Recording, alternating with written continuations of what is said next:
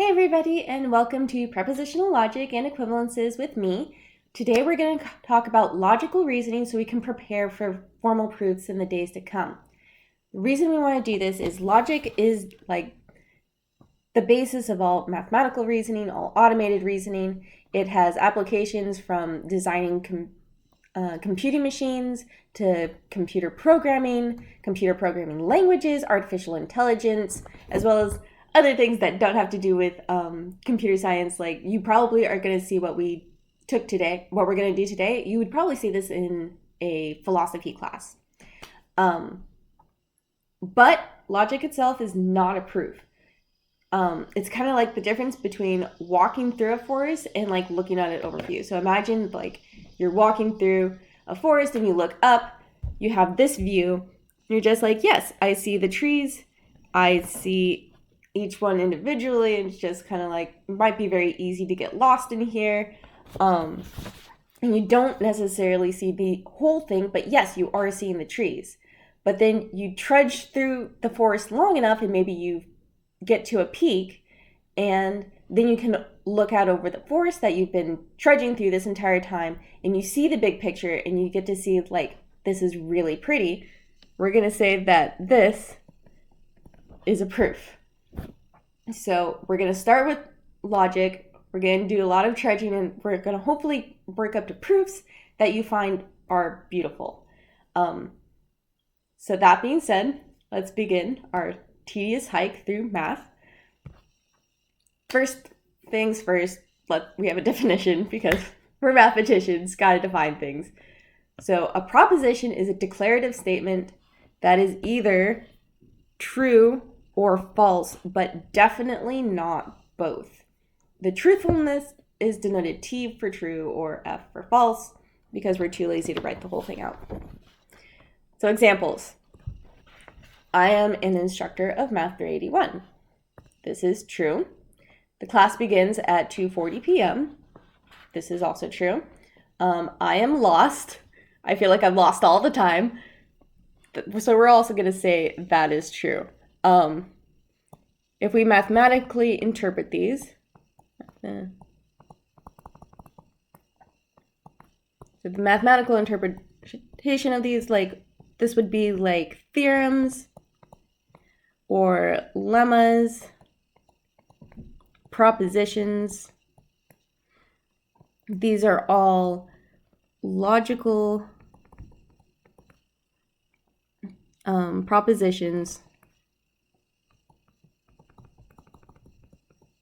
that are true.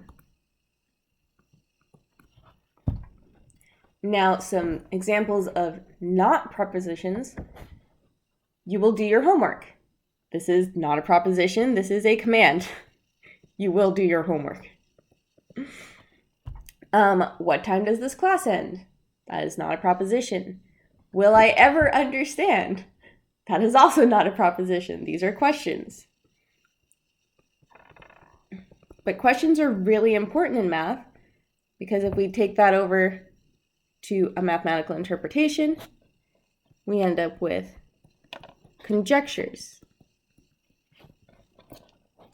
And then the question is this true or false? And we have to prove one way or another. And then if it's true, maybe you get a paper. Okay. Propositions can be as complex as you like. They can be really huge, but we don't really have tools for like making that yet. So let's say we have two propositions, P and Q are going to be their variable forms. We have a couple of tools for combining these together to make some really big statements. First off, we have negation, which I'm going to use this squiggle P because that's how I learned it, and I frankly like writing squiggle a lot more than this other bar with a hook on the end. And that flips the truth value of P. So if P was true, then not P would be not true. For example, P, I am lost in the forest. Not P would be I am not lost. Conjunctions, which is denoted with this P kind of an upper triangle missing the bottom. It creates the P and Q in English, and it is only true when both P and Q are true. So don't bother trying to remember conjunction. I've totally forgotten that's what it was called. It's the and the truth values of it that are really important. So the statement 3 is prime and 4 is prime is false overall because even though P was true, Q was false. So overall, I have said something that is wrong. Sorry, I am fostering kittens, and they would like to say hello. That's kitten number 1. Kitten number 2. Okay, we are off the table now. All right. So back to logic. So we did and now what we're going to do is or, which is formally called disjunction, but nobody's going to remember that, and I don't care. So we say P or Q, which is true when P is true or when Q is true. So the statement 3 is prime or 4 is prime becomes true because P was true, Q was still false, but that is irrelevant. Something was true, and so I am technically right. So this or works differently than I'll say the or you might normally think of. We have 2 different ors and we don't really distinguish them. We figure it out based on context in English. So the first kind of or, which is denoted with the V, would be like, I want cookies or ice cream. It's kind of ambiguous. Maybe I want both. If you brought me like ice cream with cookies in it, I might be absolutely thrilled. So we'll say maybe both.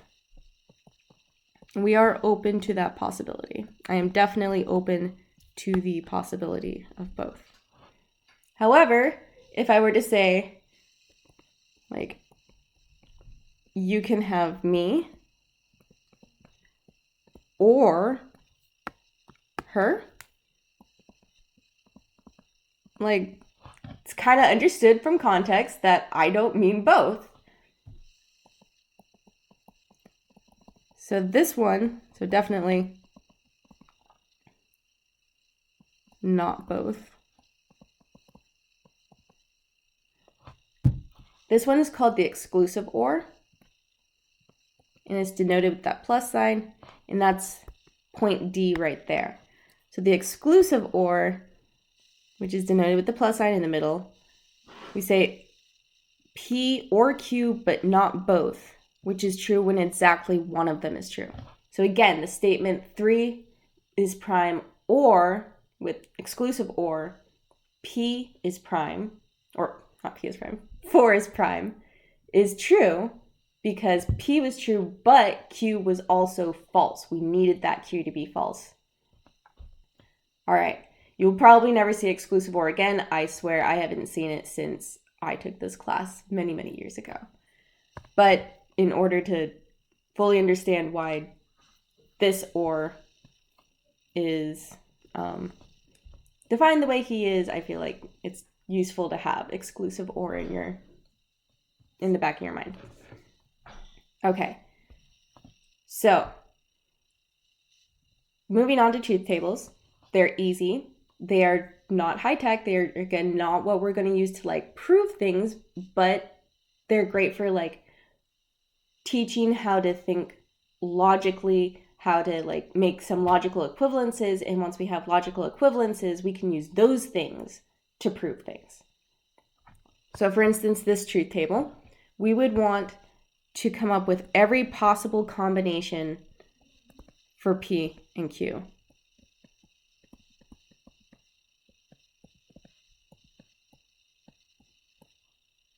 I'll say all truth combos.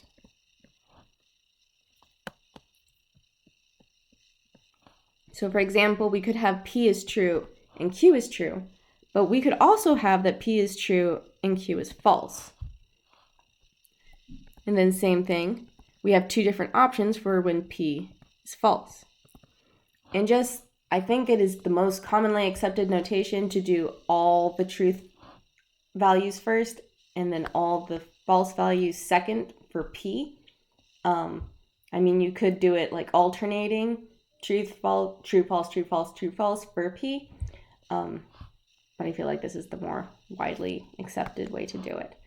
And the reason for that is I feel it helps you organize yourself to make sure that you hit every single combination. Because let's say we wanted to introduce an R, we don't want to just go willy-nilly with our, oh, we'll do P is true this time, let's do P is false, let's do P is false again.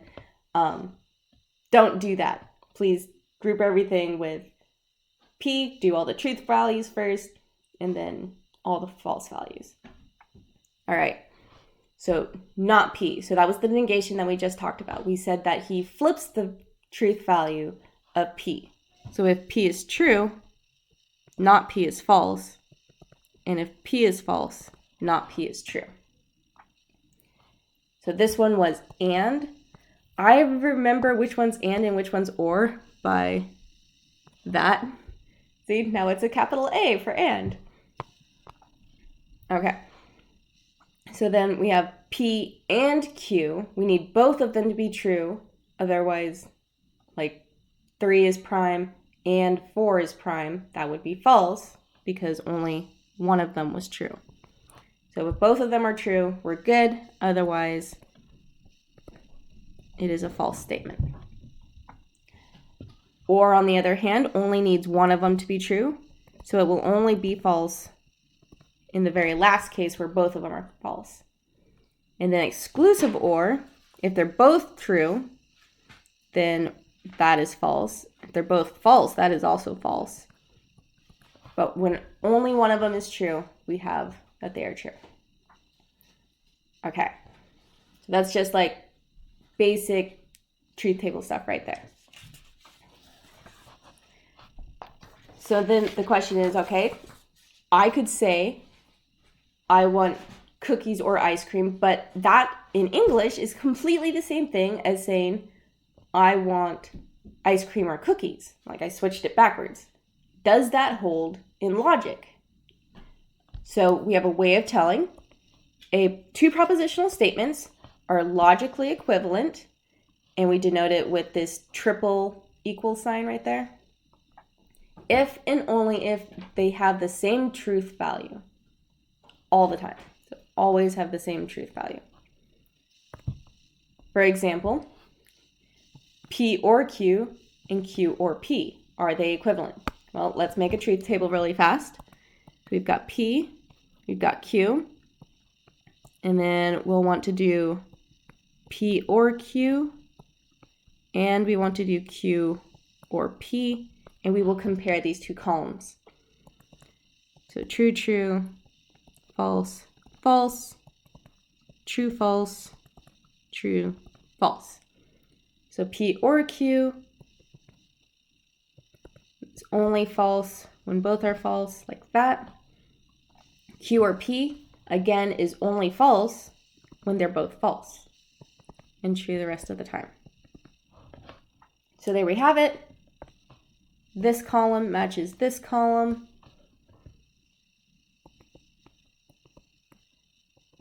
They are the same. So we can say, yes, they are. All right. So that's actually a piece of a very big theorem in the book. It had like a lot of statements. I think that's like 8 or something. And right here in B, so it's one of the commutative laws. So right here, we just proved that using truth tables. And you can prove all of these using truth tables. For example, we'll do D.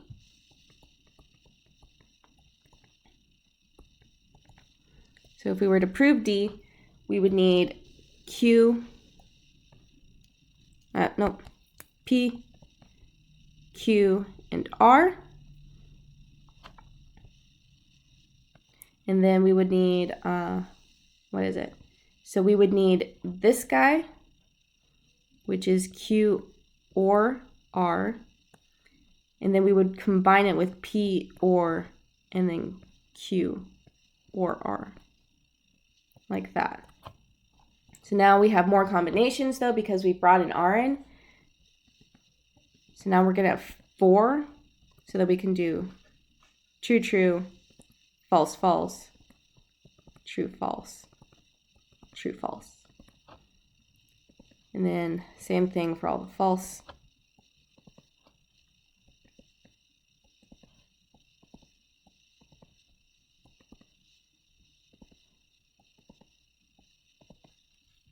Okay. So then for Q or R, like remember that's only false if both of them are false. And so I find it easier to be like, okay, so they're both false here and both false here. So let's put in false there. And then I know it's going to be true the rest of the time. I just go through, fill in all my trues. And then with P or Q or R, so this guy right here, I need false here and false over here for P in order for the overall statement to be false. So then this one, the only one is going to be false. And then the rest of them end up being true because at least one of them was true. I think I wrote the right number of T's. Yes. Okay. And now we need to compare that with this statement. So now we're going to do P or Q first. And then we'll do P or Q or R. So P or Q is only going to be false when they're both false. So that's this right here. That's when they're both false.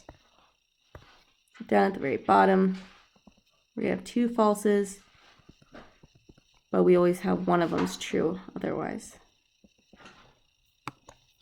Okay. And then at the very end, we've got P or Q, which we know has to be, or P or Q or R. So we know those first 6 have to be true because we have that these guys are true. And then now it's possible it might be false. So now we're going to go reference R. So here we go. Those are the corresponding R's. So that is going to be true and then false. This is the part where I miss being on a chalkboard so I can wave my arms and be pointing at things very specifically. But these columns ended up being true. So then, or they ended up being the same column. And so we are good. We have now proven D as well. And I think the book proves a different one. And then I'm going to have you guys prove a couple on your worksheets just to make sure we're all on the same page about these. Okay. So these are very useful. What we don't want to do is we don't want to do truth tables forever. Remember, that's not like a real proof. Logical equivalences should be thought of like an algebraic substitution in math.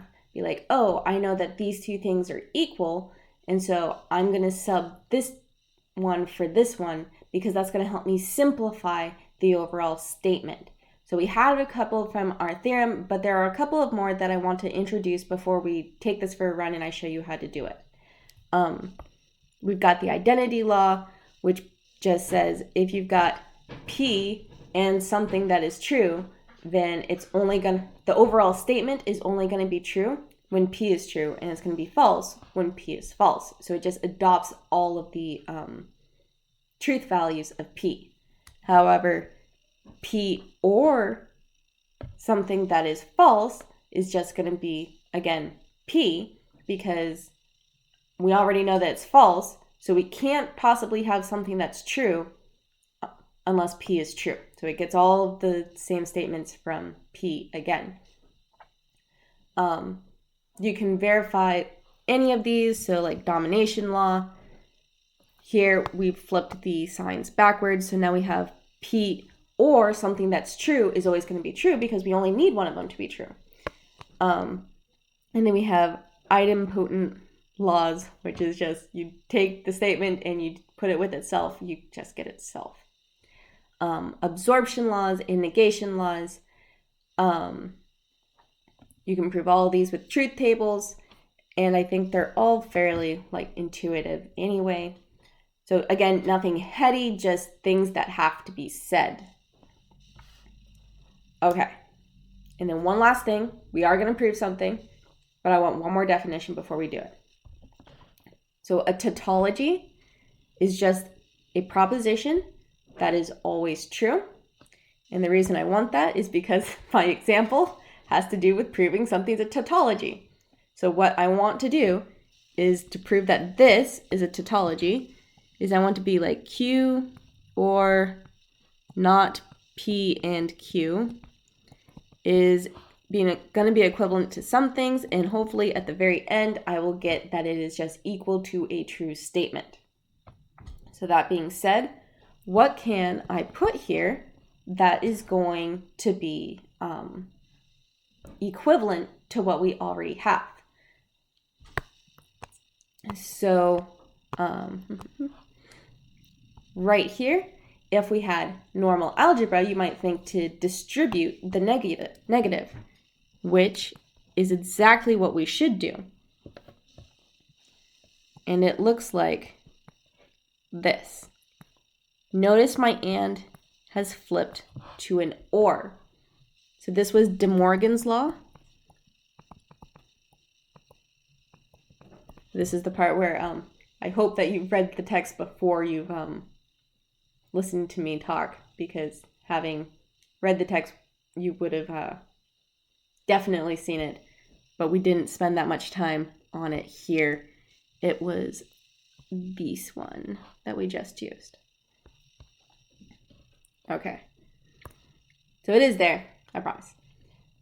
All right. So that's a substitution. We used an equivalence statement. Now let's do another one. I am going to rearrange it. So I'm going to use commutative laws. And I'm going to switch here. I'm going to put parentheses around that because we distributed the negative, and then I'm also going to do a switch within here. Commutative.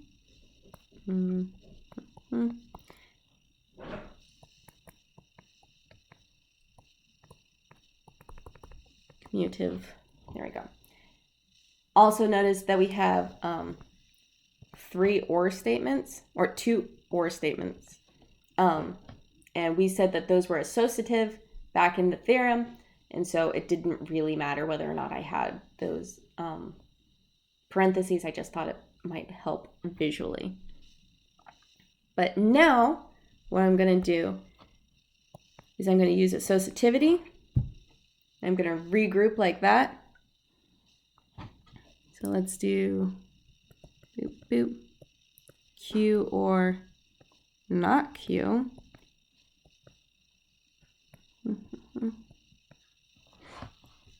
So there we go.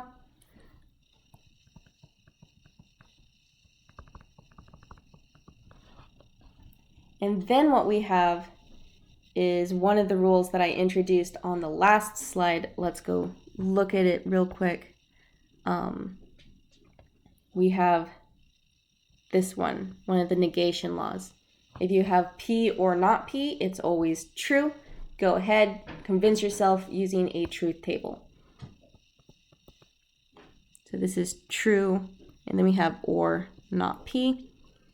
We got that by using a negation.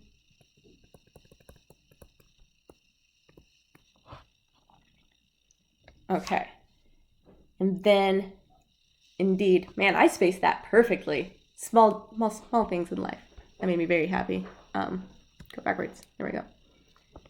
If we have true, and we have it an or with it, then the trueness takes over because we have at least one of the statements is true. So this is domination. I can spell, don't worry.